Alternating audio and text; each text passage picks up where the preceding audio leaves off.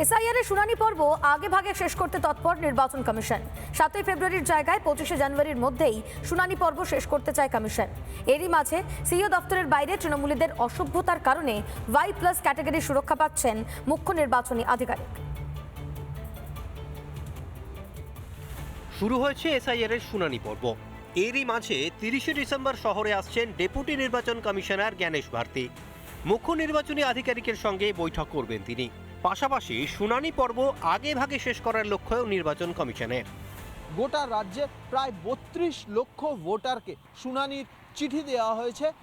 এই শুনানি পর্ব চলবে 7 ফেব্রুয়ারি অবধি, কিন্তু সিইও দপ্তর সূত্রে খবর যত দ্রুত সম্ভব এই শুনানি সম্পূর্ণ করতে চান। 25শে জানুয়ারি লক্ষ্যমাত্রা নির্ধারণ করেছে সিইও দপ্তর।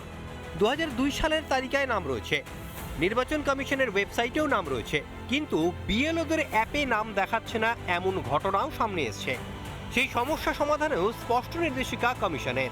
সিইও দপ্তরের ভোটার লিস্টে নাম থাকলেই তাকে শুনানিতে ডাকা যাবে না, নির্দেশিকা নির্বাচন কমিশনের। পাশাপাশি এসআইআর শুরুর পর থেকেই মুখ্য নির্বাচনী আধিকারিকের দপ্তরের বাইরে লাগাতার অসভ্যতা করছে তৃণমূলীরা। সেই আবহে এবার Y+ ক্যাটাগরির নিরাপত্তা দেওয়া হলো মনোজ কুমার আগরওয়ালকে। Y+ ক্যাটাগরির সিকিউরিটি পেলেন রাজ্যের মুখ্য নির্বাচনী আধিকারিক মনোজ আগরওয়াল। সিইওর বাড়ি সহ তার অফিসে সর্বক্ষণের জন্য কেন্দ্রীয় বাহিনীর জওয়ানরা মোতায়েন থাকবেন।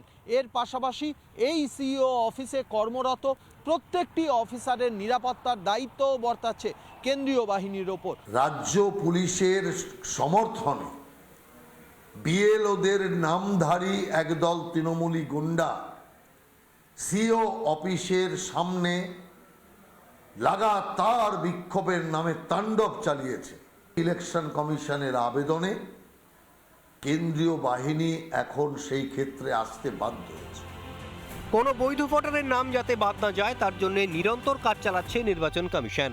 ভোটারদের সুবিধার্থে একের পর এক পদক্ষেপ নিচ্ছে তারা, কিন্তু রাজ্যের শাসক দল এখনো মিথ্যাচারের রাজনীতিতে মেতে। ভিডিও জার্নালিস্ট রোহিত গণের সঙ্গে সৈকত, রিপাবলিক বাংলা, কলকাতা। নানা ধরনের কন্টেন্ট দেখার জন্য লাইক করুন, শেয়ার করুন আমাদের ফেসবুক পেজ, সাবস্ক্রাইব করুন আমাদের ইউটিউব চ্যানেল।